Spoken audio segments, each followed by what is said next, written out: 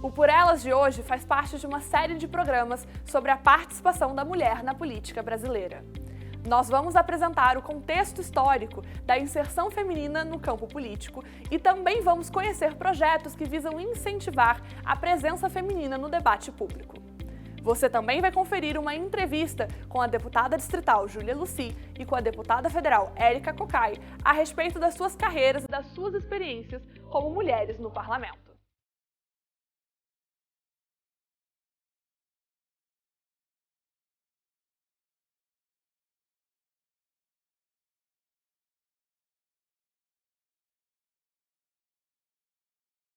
As mulheres são a maioria do eleitorado brasileiro. Mais de 77 milhões de eleitoras vão às urnas escolher os seus representantes. No entanto, essa realidade não é refletida no resultado das eleições. Em todos os pleitos, é visível a pouca quantidade de mulheres que conseguem ser eleitas. Por isso, nós preparamos um raio-x com esse cenário no nosso país. Você sabia que menos de 11% dos municípios brasileiros têm mulheres ocupando os cargos como prefeitas? É isso mesmo.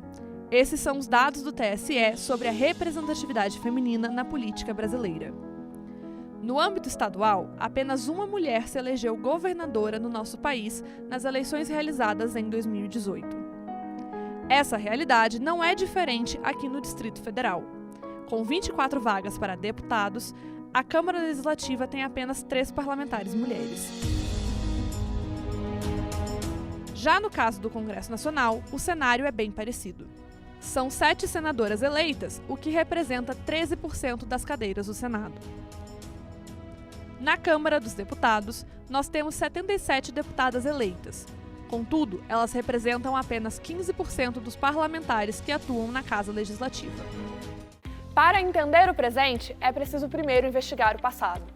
Por isso, nós conversamos com a cientista política Danusa Marques, da Universidade de Brasília, para entendermos como o contexto histórico brasileiro influencia na participação feminina na política. A gente sempre teve um engajamento muito grande das mulheres nas questões políticas, então, nos movimentos sociais, nas organizações de sociedade civil, e, ao mesmo tempo, a gente sempre viu um entrave muito grande para a participação especificamente eleitoral.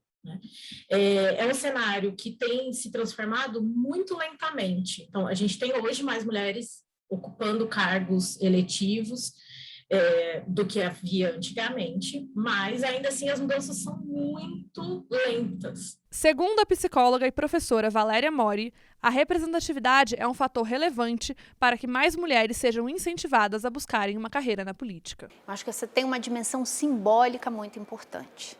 Porque quando você enxerga alguém como você, que galgou um lugar importante e que tem um papel importante, você pensa que isso é possível, que isso é uma possibilidade naquilo que a gente vive. É claro que muitas vezes a gente se prende a essa ideia, não, isso foi possível para uma pessoa. Não, mas é possível para todas, né? Vejam como hoje as mulheres ocupam de fato lugares diferenciados e são referência para outras mulheres. Então, penso que simbolicamente isso tem um valor tremendo, porque isso vai inclusive mobilizando o tecido social para que a gente possa então ter mais mulheres nesses lugares, para que a gente possa ter voz, para que a gente possa ser reconhecido num lugar importante. Além da falta de representatividade, existem outros desafios que são enfrentados pelas mulheres nas suas trajetórias até serem eleitas. Ter candidatura, é preciso que essa candidatura seja competitiva. Uma candidatura só é competitiva quando ela tem recursos. Então, não só recurso financeiro, acho que, claro, recurso financeiro é uma coisa central, mas apoio, rede, né?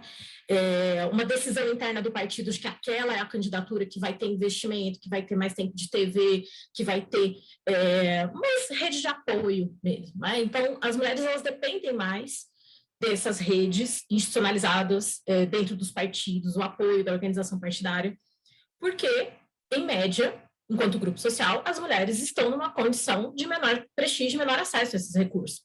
As questões práticas vinculadas à candidatura e ao financiamento da campanha dificultam o acesso das mulheres aos cargos políticos.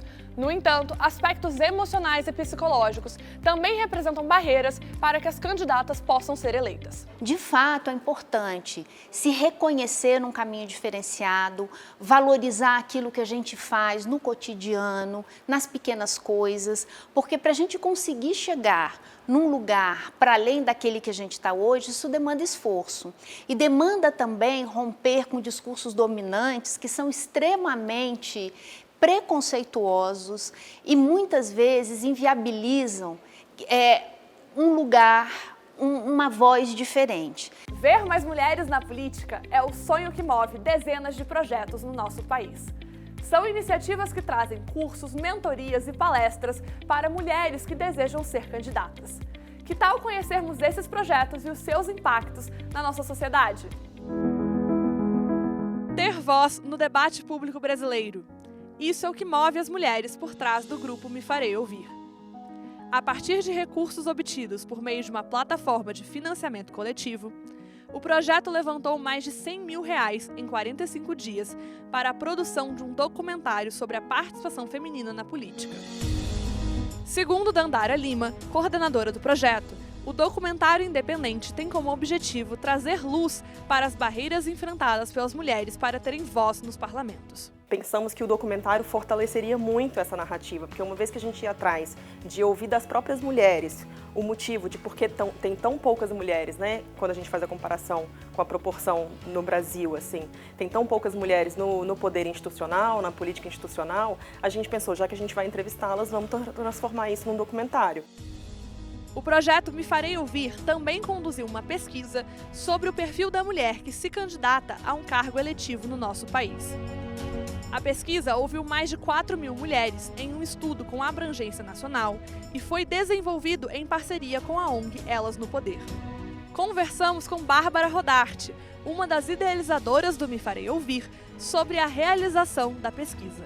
Isso trouxe, a voz de mulheres que estão dentro já dos cargos políticos, mulheres que foram candidatas e conseguiram se eleger, mulheres que foram candidatas e conseguiram se eleger também.